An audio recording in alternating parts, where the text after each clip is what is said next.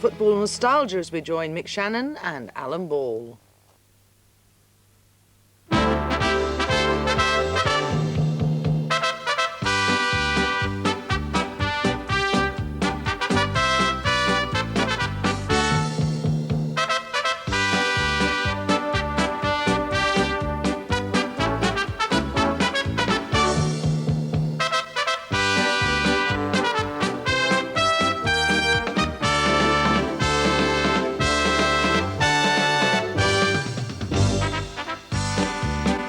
Welcome to the Channon and Ball video show, where this week we're recalling classics that the likes of Mick and Alan would rather forget.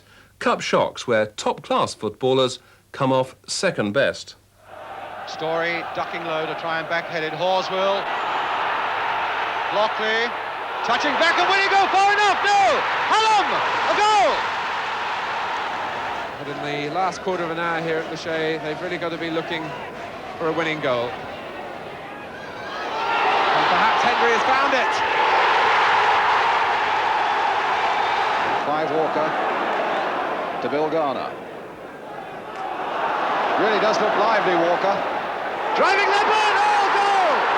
Clements puts his head in his hands, and Clive Walker has scored for Chelsea. Mick and Alan, let's go through, first of all, your worst cup memories as top players against little clubs. Alan, have you got an outstanding memory? Or one you'd rather forget? Well, I think to get beaten in the semi-finals is the worst feeling you could ever have in your life. But I went with Everton to Sheffield United, and they were, I think, a third division side at that particular time. And they beat us, and it was absolutely devastating. It's the shame, the humility of it all. But on the day, that's cup football, they deserve to beat us. But I can tell you, it is a humiliating feeling. Mick, what about your worst memory? Well, that's quite easy. Again, when I played for Man City against Shrewsbury, and Shrewsbury were a third division side, and they beat us 2-0. But we were at a stage then. Normally, you very often get one off, and teams raise their game. Lower division sides that are playing well, got a good sort of spirit. They tend to raise their game on one day, and if they catch you on a mud heap or even on a fine day, if things go for them, it's a one-off game. But I think the Man City, the game we played in, we had Malcolm Allison, who was a manager then, and he was doing crazy things and playing all players in different positions and without centre forwards and that. And there was a bit of a rebellion going on. And I feel that we got beat that day because I think the players really were rebelling against him. So I think there was an awful lot of bad feeling at that time, and that's why Man City. Did you feel humiliated though afterwards? Oh yeah. What I'm saying is your own pride doesn't want you to get beat, but I didn't feel that we had any confidence at all. We didn't really believe in what we were doing. It's going out there and performing you were performing for a man, not for a club and not for yourself. And consequently, I felt that we weren't really having a go, and we got beat 2-0, and it was nothing worse. You see, in cup games, and the reason you get shocks is the fact that supporters and players, they wait for this one big day to take on the big fish, whatever you want to call them, the big heads. They sit there, they're coming down to your little patch, and invariably it happens away from home. You come out the hat and you've got to go to these places, and if you're not totally in control of what you're doing, with your ability, your preparation and everything, you can get turned over, because these people wait and wait and wait, and they wait the rest of their lives to take on the big fish, and they come down, and that's why you get cup shocks. It's a one-off thing on one day, and you don't think of it as a player, but all of a sudden you think, we're in a bit of bother here. I tell you what, I think a lot of the reason is, and people don't realise, but in the lower divisions, there are a lot of good players, and a lot of them are older players that have sort of drifting back through the league. Now, what I'm saying is, I know what it was like when as I got on playing. I used to be able to save myself up for Saturdays. Didn't do anything all week because you couldn't, and have a right go on a Saturday. Well, if you got some good players, old players. And that, no matter how good the team are coming, if they can save themselves for one day, and it's a chance for them to prove that they can still do it on that day. And very often not, you get sort of good players have turned the games and come up as winners, you know. But the awful feeling you got as a big club going there, and you roll up in a executive coach, you've got people running at your beck and call, and you can see these little clubs, they're just waiting with them, they're licking their lips and show oh, them. we'll have these. And Wheel nine 'em times in. out of 10, 9 times out of 10 you used to beat them, but on the odd occasion, which is cup shocks, which happen, the feeling, the absolute, honestly, from a player's point of view, when it's all over and you think, if we played up tomorrow, if we kicked off in another hour's time, we'd beat this team. But it's happened to you, you've been beaten. And I can honestly tell you, the devastation you put as a player is, I know the fans, they can't understand how you can possibly beat them, but as a player, it's an awful feeling, honestly. I can remember when I was at Blackpool and we were drawn against, in the FA Cup, we were drawn against Fleetwood. And I was manager of Blackpool. It was the worst draw that we could possibly have. Because at Little Blackpool, I wanted Everton away or Arsenal away. Because if you get beat, you're all right. But you give it a crack, or if they came to your place, you knew you had a chance of beating them. But out of that hat, right, came Fleetwood will play Blackpool. And God bless them. I mean, that's just down the road. And God bless them. They said, can we play at Bloomfield? I said, yeah, you can play here. No, we beat them 4-0 as it happened. And I said all the week, I said, well, shocks happen. I was trying to prepare people and myself for a shock. But in actual fact, I said, but really, we're expected to beat them. And there was a right big crowd. And on this particular day, it didn't happen. But as a manager, that's the last thing you want coming out of the hat. If any big club, they don't want to go to Yeovil, they don't want to go to Bognor Regis, they don't want to go to Kettering, I promise you, they are tough ones. The fancy clubs have always got the worry. You know, they're the ones that mustn't get beat. Right. And that obviously influences the result somewhere along the line. Right, well, let's get on with the action then and start on a big stage indeed. It's an FA Cup semi-final at Hillsborough. It's 1973, Arsenal against Second Division Sunderland, and Alan Ball is in the Gunners' midfield. Malone, Kerr, chase that, he says, to Hallam, and Simpson has to concentrate hard again on a high ball. And Sunderland continue to come fighting forward.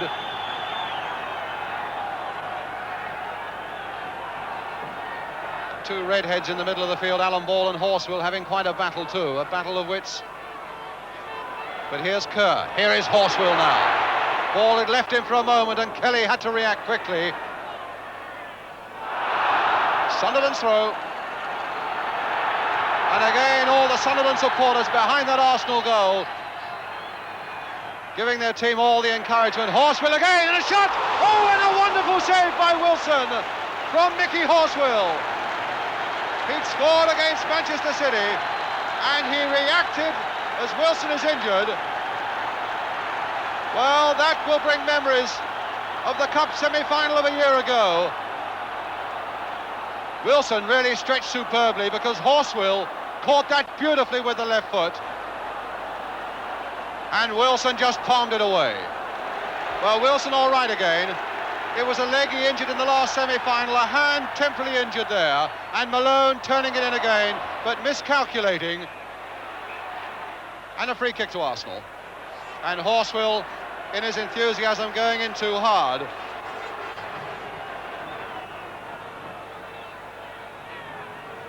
And too high.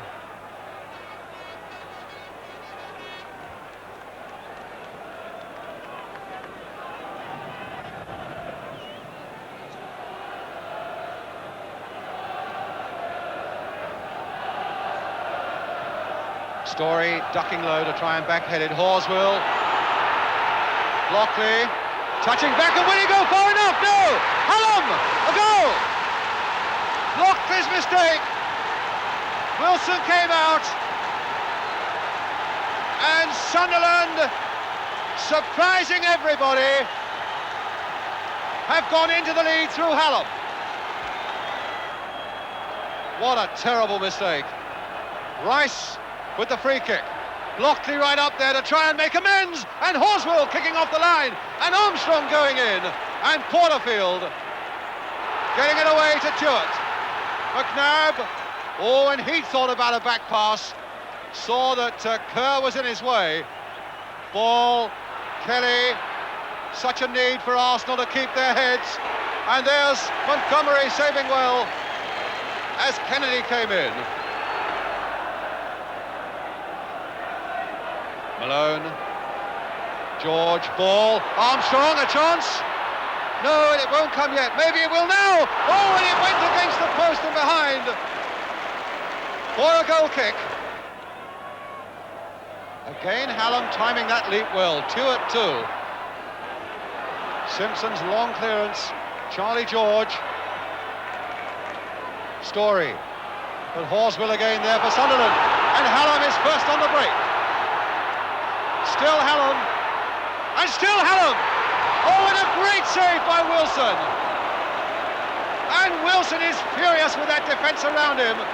Hallam always had the edge on Blockley, and the ball bounced nicely for him. And in all honesty, he should have made that number 2. Well, it's a throw instead. Charlie George trying to get away from Malone. He's got Armstrong outside him. Now Armstrong for Arsenal. And a corner. Well, he's tried to find a way past Guthrie down the right as Armstrong. Now he's facing this fellow, Dick Malone, as he tries to take up positions on the left-hand side. Armstrong then with Arsenal's corner. Floated high, Richie Pitt getting it away. Kennedy, turn back again. Armstrong will gather this one. Hit low, deflection! Oh, and Ball tried to turn it in. And a great reflex save by Montgomery. The shot by Armstrong was deflected by a defender, and Montgomery changed direction magnificently there, and then beat off the challenge by Ball.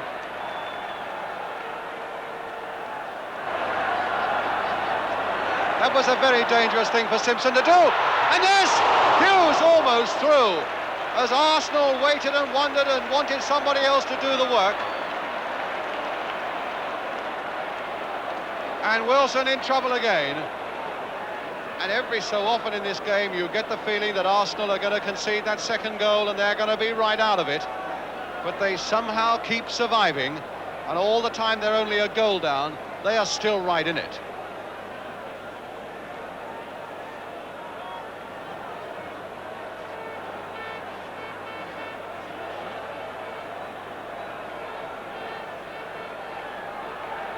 So Wilson all right. Fred Street, the physio, has done his work. And Sunderland with another throw. Tuart coming hard towards it. And it's there! Billy Hughes with the header. Hughes with the delicate back header. And Wilson could only help it on its way. Kennedy hoping to go in, and Guthrie there. It's got to be a corner to Arsenal.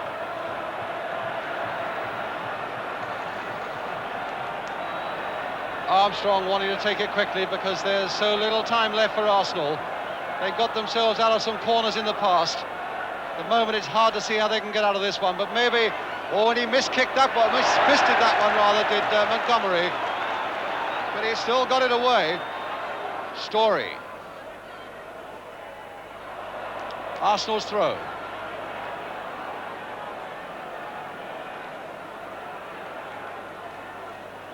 Simpson. Oh, Kennedy and Charlie George! Yes! Charlie George! Well, that really does give this tremendous semi-final a magnificent last 5 minutes as that ball came across. First one had a go at it. Then it came through to Charlie George, left foot. Montgomery just got a hand to it, but couldn't stop it crossing the line. And Sunderland, since the arrival of Bob Stokoe in November, and they've lost only 2 games since then, have still got to hold out as Radford crosses it once more. And again, Montgomery went in, and it's a corner for Arsenal. And really, there are just seconds left now. And it's all over. There aren't enough seconds, and Sunderland are through to Wembley. I remember about that game, and in those days, players used to get a living off marking me. And there was a lad for Sunderland called Mickey Horswell, and he played 2 games a season. right? And that was against me. Yeah. And he did a right good job on this particular day. Yes, he And again, there are times in your life when you're disappointed with yourself. And on this particular stage, I had a semi-final, big game for a really great club, and I didn't play as well as I would have liked to have played. But the lasting memory as I went to the toilet at half time, he came with me, Mickey Horswell. And we came out again, he was there. And he never left me for 90 minutes. And at the end of the game, they went to the final. It was another fairy tale thing for Sunderland, the second division then. I got hold of him, I said, come on, you might as well come home with me. I said, you never left me, but all the best at Wembley. How do you want your steak done? I used to say, though. And he, when you he played me great that day. I remember a lad from Bristol Rovers called Day. Someone Day. I Big forget his beard, name. yeah, He had yeah. a big bushy beard, like. Yeah, you must have passed him on to me. I'll tell you what. He marked me as well, haven't you? Exactly. It was one of those at the deli. He was marking me wherever I went. He followed me exactly the same. It was about 10 minutes to go, and I had one kick, toe poked it, smack in the top corner. Come off. He said, "I'd never give you a kick." I said, "You gave me one." We beat him 1-0. You know? But I mean, that very often, and not like Bowler, you could have days like that, and you'd have a nightmare of a game. You know, you just hope that you get half a break and score a goal. You know. See, we're talking about that semi-final. I still lived up the north at that particular time, and the lads had gone on the coach back to London, and I was in that dressing room an hour and a half afterwards, and I was sat on my own, and an old fella come in because it was neutral ground, right, and.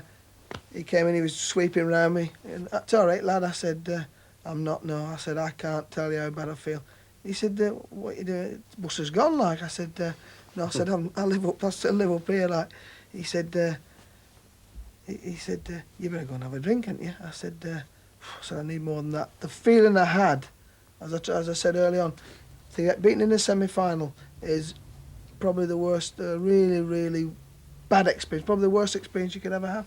After a disappointment and a defeat like that and the sadness of a Saturday night, do you actually avoid the papers on a Sunday morning? The papers didn't bother me, except the Sporting Life. You know, if that mentioned me, then I'd probably read it. You know, but I was lucky. I was able to sort of turn away from that. But What about you, Alan? I mean, it gets. did you avoid reading about No, yourself? I always, if we had a really bad result or if I played particularly bad, I think that for my own peace of mind, I had to read about that particular defeat because invariably when you've done well and that, you always rush to get a paper to read what people said. So I think you've got to have the two sides of the coin. But you didn't really like what you were reading. But yeah, I always had to. He's only racing mad, him. I always remember him saying that we had a bad result for Southampton when I first came, and Laurie was going mad, and he said, and he had a pop at Mick, and Mick said, "Laurie, I've told you before, leave me alone, this is only my hobby." And that's why, I mean, he's gone through his football life like that. That's why we're really good friends, because I'm the serious one about football. And he put some fun in my life from the day I met him about the game, and he made me better because of his attitude towards it. But I would be serious and I would read a paper. He'd never read a paper. You know, he says it's fish and chip tomorrow. Get them fish and chips in it tomorrow. And that's why he keeps getting a few... Let's get it right. That's why he keeps getting a few quid, and he's not bothered what he says in the papers, because he never reads them. Yeah. But I always used to read, and yeah. And No, I mean, I think that from that point of view, my football was always serious while I was playing it, and for half hour after I would row and fight with anyone. But then nothing in this world's going to change it, you know. I mean, you want to play... For me, as soon as you've had a bad result, the quicker the next game came was the better. Right. You know, I just wanted to get on and play another game, because, you know, you set high standards of yourself and you wanted to play well all the time, but you're forgetting that your opposition are trying to stop you as well. There's because you play bad, it's not just because you've played bad, it's because someone else has stopped you. And I think that sometimes if you take it too serious, you can get bogged down, and you're all the time you're just knocking yourself, and I think that eventually it can finish you before your time, really. Right, well, we'll take a break there. Join us in a couple of moments for more Cup Shocks.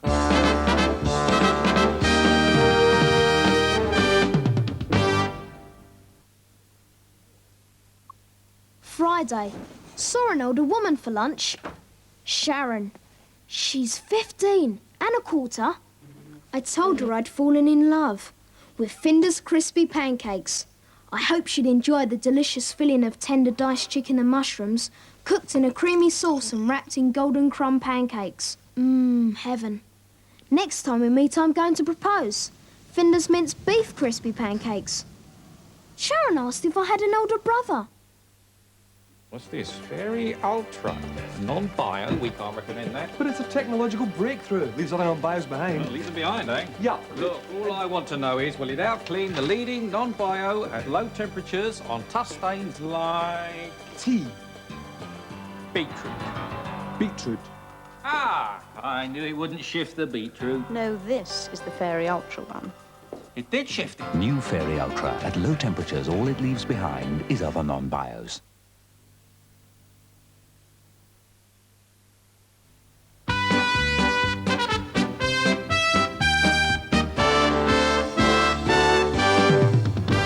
Welcome back.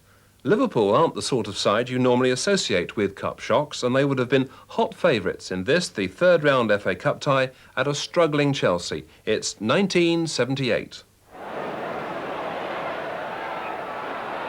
Kennedy again. Callaghan looking up, looking around. Who's on? Two Chelsea defenders going for that one. And it'll come to Fairclough. And a shot on the turn. Well saved by Peter Bonetti.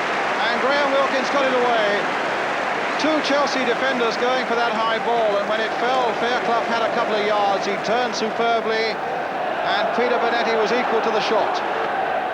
Langley, Britton. Cook.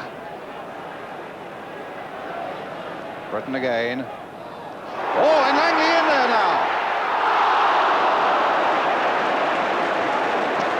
Well, that's almost a collector's item to find such confusion in that Liverpool defence as that.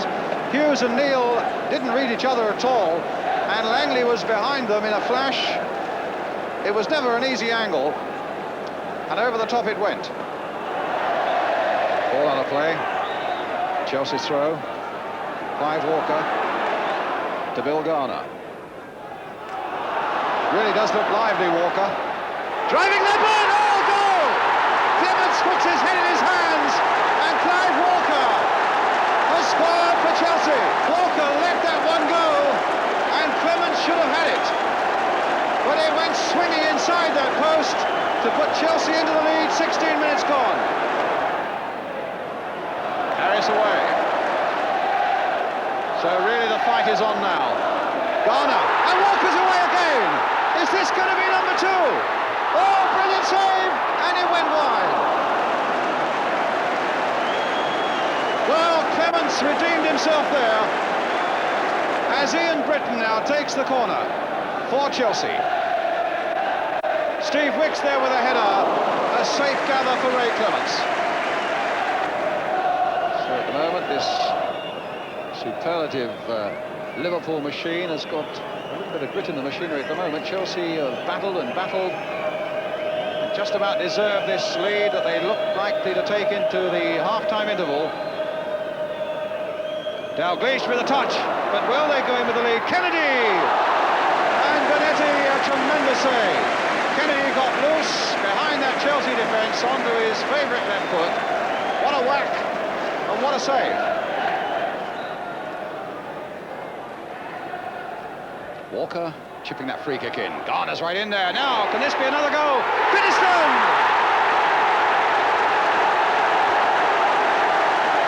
Beaten for the second time, Ray Clements, through a crowded goalmouth, and he couldn't see much of it. But as that ball came to Steve Finiston, he caught it well. Into the corner of the net, and Liverpool are two down. Now it's with Britton. Back it comes again to Britton. Phil Neal playing it back for Langley. And it's another one. 3-0. Langley has scored it. Clements, no chance for that. Unbelievable. Clements so desperately short by that back pass from Phil Neal. Langley was onto it. The angle was difficult, but Langley mastered it well. Chelsea 3, Liverpool 0, with 2 of the goals coming in the first 7 minutes of the second half. Tommy Langley beating Ray Clements. Sparrow, Kennedy right in there. Johnson playing it for Kennedy again. Kenny Dalglish trying to get it through there, and it comes through for Johnson, and they've got one back. It was a battle for Kenny Dalglish there. Odds of about 3-1 against him, but somehow he got the ball through. David Johnson was there, neatly sidestepped the keeper, and a Chelsea throw. John Sparrow with it. Steve Finiston. Tommy Langley, Finiston couldn't quite get it on his chest, but Britton might stop it going out. Finiston. Walker. Langley. Britton. Keeping possession nicely. Here's the cross towards Bill Garner. Taking it nicely. And another one for Walker.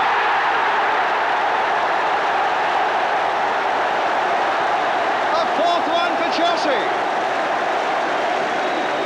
and again he has to pick the ball out of the net, and that was down to Bill Garner. As that long cross came in, Garner took that superbly on his chest, great skill, and then had the good sense to play it short to Walker, and Walker's part in it was a formality.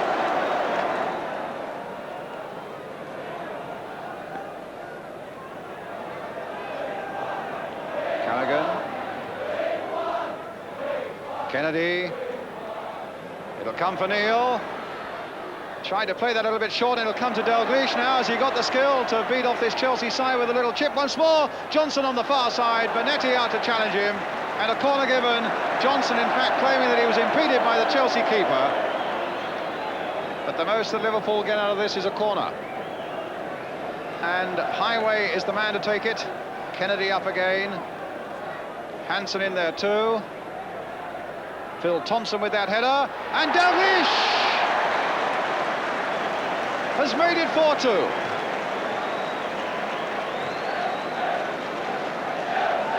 Well, is there yet a chance for Liverpool as that corner from Highway came floating in? The big men got up, nodded it on its way, and Dalglish was there to give that clip just over the line.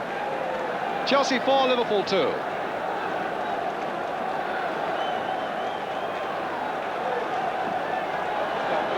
Chelsea bench, David Hay nearest the camera, Ray Wilkins next to him. Here's Garner.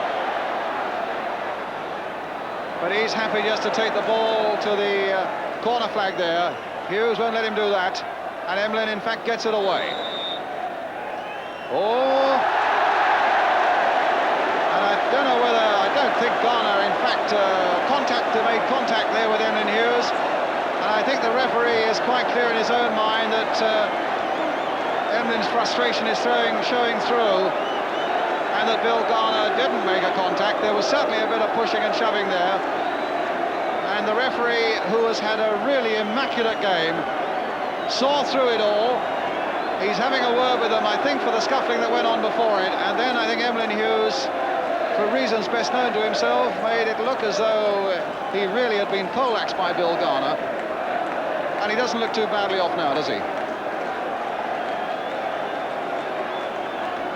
Bill Garner's having a word with him, and Pat Partridge is saying you better cut that out as well. So there are the two of them. So the game goes on. And Chelsea 4-2 ahead. 2 goals separating the sides, and Liverpool, in the last analysis, might well say we gave one of them with the goalkeeper, unlike him, making that mistake, and another with a bad back pass. 2 goals that make the difference in the sides. We're into injury time. Liverpool's first FA Cup tie at Stamford Bridge. And the way it's gone, I'm sure they won't be too sorry if it's the last. 4-2 down, so little time left. Highway with this free kick for them. And Bonetti coming for it, punching it away. Emlyn Hughes whacking it back again. Knocked out once more by Chelsea, who'd pulled everybody back. Callaghan to Neil. A bad day for Liverpool, a brilliant one for Chelsea. But here's Highway, it's all over. And Chelsea are through to the 4th round. 4-2 winners. Liverpool, I mean, why didn't they function on that night? Like we were saying earlier, they were expected to win, and they just really didn't play that day. And No, then they they had all the players there, Dalglish and... I think Alan's got a few points he wanted to make about Ray Clements, because watching it, I think you felt that he might have stopped a couple of those. I think if he was dead honest with himself, Ray, on this particular day, he was awful.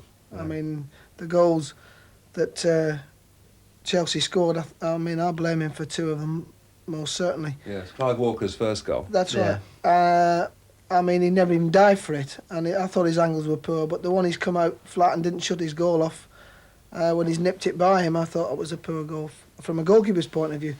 But they had the big guns out that day. Dalglish was there, wasn't he? Right. Johnson.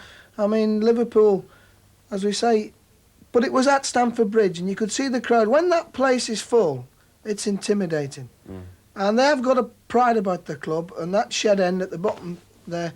I mean, I tell you, when they're in full flow, it's a difficult place to go and play. And on this day, again, as we keep coming back to the point we've been making all the time, on the day, Chelsea thoroughly deserved what they got. But the passion for the club against Liverpool, it brought the best out of Chelsea, whether it's the supporters, the players, or whatever. Probably the tea lady that day made the best tea she ever made in her life. But on that particular day, it was Chelsea's day. And Liverpool had, and they had their big guns out. It's unusual to see Liverpool really the victims in an upset like that. All right, they've been upset once or twice, That's but right. you don't expect to see them turned over. You don't, but you didn't expect Colchester to beat Leeds either, did you? I mean, and that was probably one of the biggest upsets of all time, wasn't it? I mean, Leeds... They were well turned over on this particular day, but to me, Chelsea's an intimidating place to go. And when they're in full cry, that crowd, they'll lift any Chelsea side. See, people tend to forget that supporters play a very, very big part in cup shocks. They play a very big part in people's lives. When whether you're a manager, whether you're a player, if you've got them behind you and they've got that passion for you and that vociferous will for you to win, you can achieve all sorts of things. And you'll always find you're being a bit of bother if you're going into places like Chelsea at this particular time. As Mick said, they were having a bit of a turnaround. They were changing the side and this, that, the other. But the pride of the club is still there. And on that particular day, they've all got together, the fans, and said, hey, let's give them a go here. And it lifts the players. And they turned Liverpool over well and truly.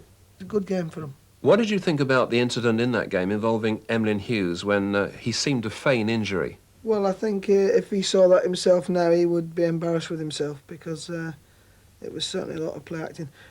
He came to Blackpool as a very young lad when I was there as a player, and from the day he walked into the club, he was going to make himself a player. He was going to be a personality or whatever. He had ability, but he also worked very hard on the other side of it. But that wasn't one of the nice sides of him. Yeah. Did you have much time for him as a player? Yes, because his enthusiasm was... it made him a player, his enthusiasm, and he worked hard at his game. But he was one of these who he worked hard at that side of his game, as well as his football side of it, if you understand what I mean. And it would be fair to say you don't think too much of the sort of play acting, if you like, that we just saw. I think he'd be embarrassed if he saw it now. Yeah. Mickey? I was embarrassed.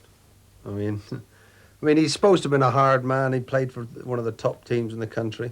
And I think that, to try and get someone sent off, because that's what he done. Yeah. And, it happened to me once, a lad called Ray Barry, another. See, a lot of these so-called hard men in the game, toughies and that, they're soft as pudding underneath, And, for me, that was not only unprofessional, but it just showed a weakness of character. You shouldn't do them sort of things. Well, from one Mersey giant to another, Everton meeting second division Fulham in 1975. It's at Goodison, so Everton would surely come out on top here against an ageing Fulham side, Bobby Moore, Alan Mullery and all. Busby, Conway, Barrett wide on the left, taking on Bernard, and getting over the cross for Conway. Just smuggled in, yes, it's gone in. Busby got the final touch, and that's a shaker for Everton. Barrett puts it across, Conway gets a touch, it went under the goalkeeper, and who put the final ball in is difficult to say. It may have been an own goal by Kenyon, It may have been touched in by Busby. Lions. Latchford willingly chasing and did well, just took it too far away from Miller. Miller now back on his line as Dobson sets himself. Pearson! What a save! Fine save. There's Dobson's shot and there's Pearson. Impossible to say from that whether he was on or offside. Well done, Conway. Barrett on for Busby. Haven't seen much of Viv Busby yet. Now he takes on Bernard. And a good cross. Well met by Barrett. But Sargent was right with him. And Mr. Thomas decides that it was Sargent's boot that the ball hit last. And so it's a Fulham corner.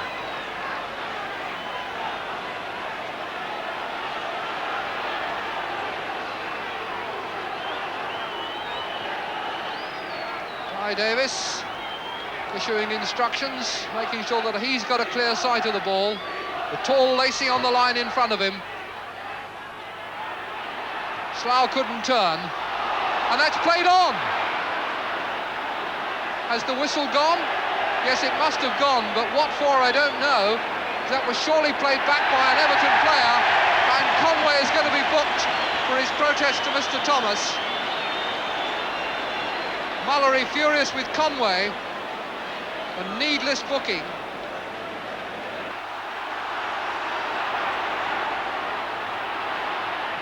Jones cross blocked by Lacey, and that's a corner for Everton. Just listen to the Goodison Park crowd getting behind their side now. Corner curled, and a header by Kenyon! Miller trying to get a sight of it. Beautifully curled corner, and a good jump by the centre-half, and the ball nestling in the corner, out of the reach of Miller.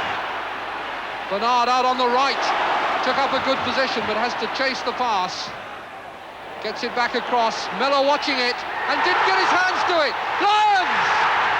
No, disallowed. Referee has blown up.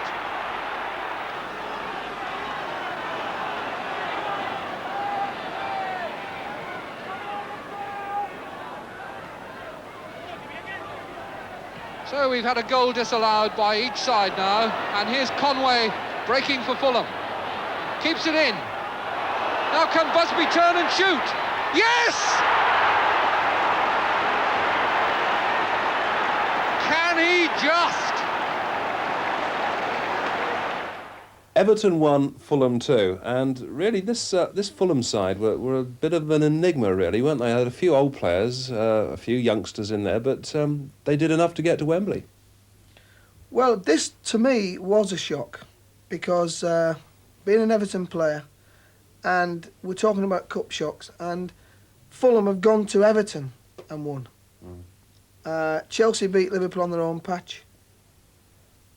But to go to Everton, for Fulham to go there and beat them 2-1, that was a cup shock. But I think, you know, like I was saying earlier, in Fulham's team there was Bobby Moore, Alan Mullery, like Jimmy Conroy, Peter Mello. You know, they had a lot of experience, and they were right at the end of their career. And it's like I say, and they felt, you know, Fulham were going quite well. You know, I mean, they felt part of the club. It was their last chance. They were in the 5th round of the FA Cup.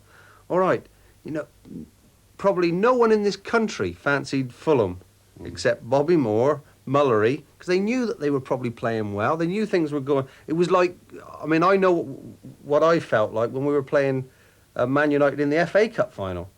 You know, I mean, they had a load of young lads, and they were a first division side, and we were a second division club. But we had Jimmy McCalliog, we had Ozzy, myself. You know, we had a lot of experienced players. And I tell you what, we knew we had a chance. And I bet Fulham knew they had a chance. Yeah. Yeah, I agree with that. But the main thing to me was to go to Everton and beat them. That to me was as big a shock as you'll ever get. To go away from home. On your own patch, it can happen, as we've tried to explain before. But to go to Everton, that was probably one of the best performances that I've seen. But there's no real excuses about being a muddy pitch or a bumpy, dry pitch, or, you know, you know, the game we've just seen, it was a good game of football. And they, you know, for me, they won on merit. They deserved to win.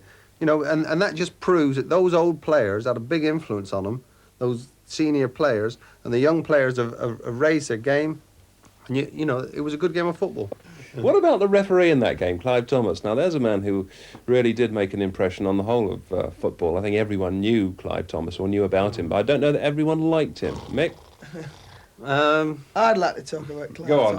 I used to say to Clive, you know, when I had a row with him or a disagreement with him, the best thing about Wales is the Severn Bridge. The toll gate at the right end. You know, but I mean, he was a strange man, wasn't he? He was either for you or against you. There wasn't. I always used to feel that, you know, if things went right early on, you know, you think he'll give everything our way, and that's, for me, that's how he went throughout his career. Yeah. Or if he went against you, everything would be against you. It seemed to be, and he had no preference. He just, you know, just how he felt when he woke up in the morning. I felt. How did you get on with him, Alan? I thought he set out to make himself well known, famous, and I had many a rows with him. And at the end, I used to say, "Let's get it over with." Kicking in, I said, "Let's get it over with now, Clive." So, you know, let's not spoil the game, because he booked me more times than any referee in the world. Did he? Yeah, I must have got up his nose. I mean, I got up plenty of people's noses, but I must have got up his more than anything else. I mean, I just couldn't get on with him. And in the end, you were spelling your name with an S on the end, wasn't it? 2 L's, I said. And an S. Yeah. He obviously wasn't your favourite man then, Alan. I mean, did he? He obviously knew the game. He must have done to get to that level, but it was the way he interpreted the rules. I think he set out to become a personality as a referee, and he did exactly that. I'm not saying he was a bad referee. I'm not saying he was a good referee. He wanted to be a personality, and he thought that was his stage. And he's one of the very few referees that set out with that intention. And in all fairness to him, he became a household name, as big a name in this country as he's still footballers. He's still remembered, you know, because he did ridiculous things. He booked you for nout. And in saying that, I get a Christmas card from him every year. Well, more cup shocks still to come, as Manchester City, for instance, find it their turn to play Goliath. Join us again in a couple of minutes.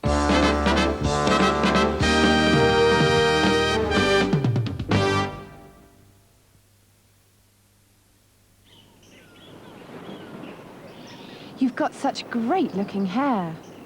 I suppose you use some exotic conditioner.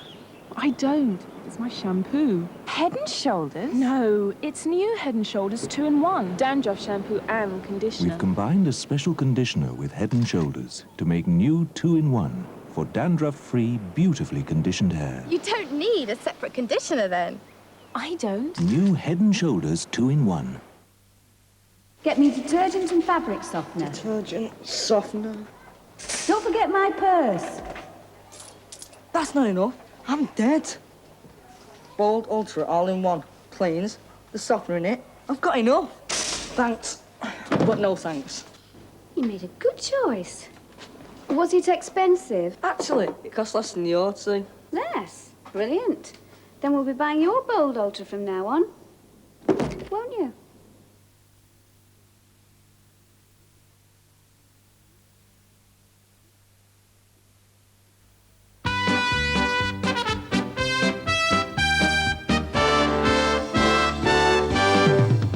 The Shea at Halifax is certainly not one of soccer's more illustrious grounds, so Manchester City, under Malcolm Allison, would not have relished their cup trip back in 1980. The City boss certainly wouldn't have found that the surroundings were up to the usual champagne and cigar standards. Stafford. Firth is on the far post. Power may well have been trying to turn it behind for the corner. Went in Corrigan's direction, but he couldn't stop it going out. Mountford is 9 for Halifax. Just in front of him, 5 is Harris. And it's dipping all the way, and it's hit the post. And it went all the way across Corrigan, and came out off the post. You can see rain falling, which will only make conditions worse. Had there been a lot of rain this morning, there's no doubt that the game wouldn't have been played.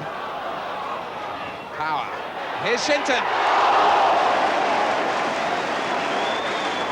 Well, George Kirby has been so quick to praise John Kilner's performances this season. And the young goalkeeper at his most alert as Shinton flicked on Power's cross, and fine handling of the greasy ball. Bennett. Caton going on. Certainly nothing defensive about City today. And here's Robinson. Beaten away by Kilner. Bennett driving it back. Away by Harris.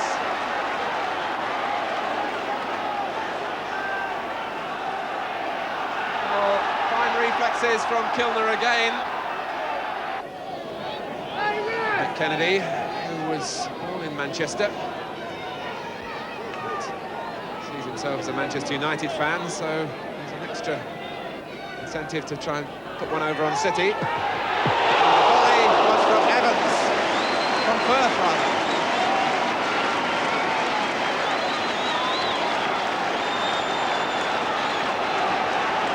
Right in there, and Firth and Evans both swinging at it, and Corrigan having to make the save. So Halifax again congregate on the near post. Kennedy looking for Harris. Hendry with a second chance.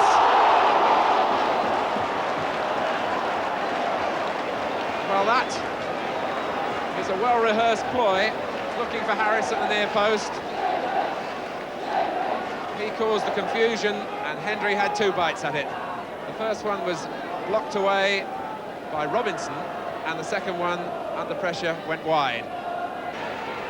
It's a style of play that has served Halifax well in the 4th Division. They play with 3 men in midfield and pull their flank men back to augment that. Makes them a difficult side to beat. But in the last quarter of an hour here at the Shea, they've really got to be looking for a winning goal. And perhaps Hendry has found it.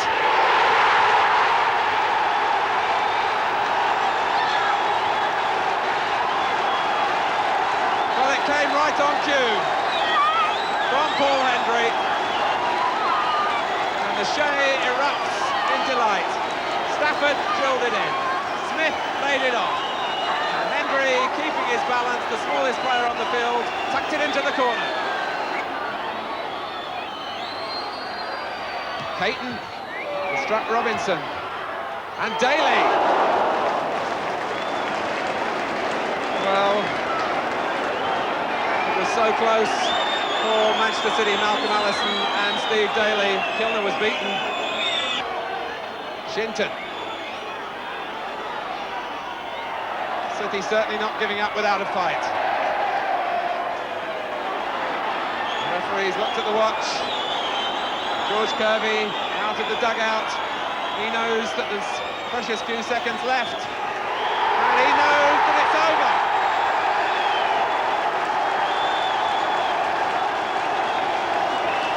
Halifax come up with an upset at the Shea.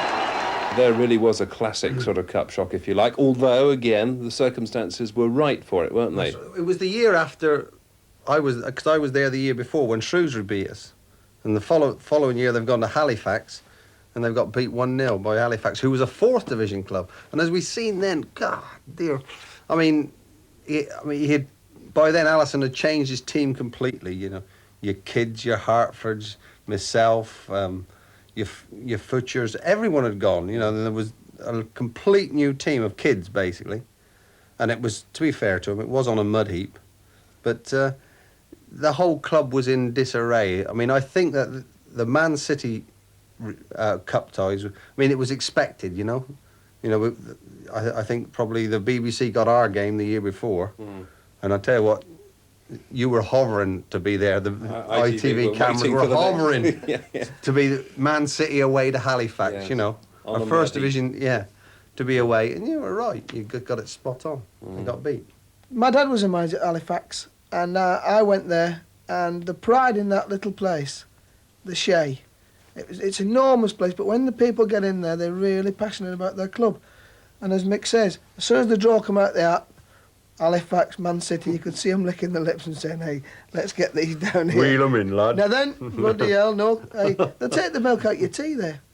They will, when you go to them places in the cup. And the pitch, it was all right, it was another shock. And at the end of the day, they deserved it. But it was on their own patch again. You know, places like that, they soak the ball in the bath, don't they? And they have big, heavy kicking balls, you know. And in that mud, you know, oh dear. Turn the heating up, everybody's just sweating away. Mud. You get no. Or don't have any. Middle of winter. 2 dead polar bears in the corner.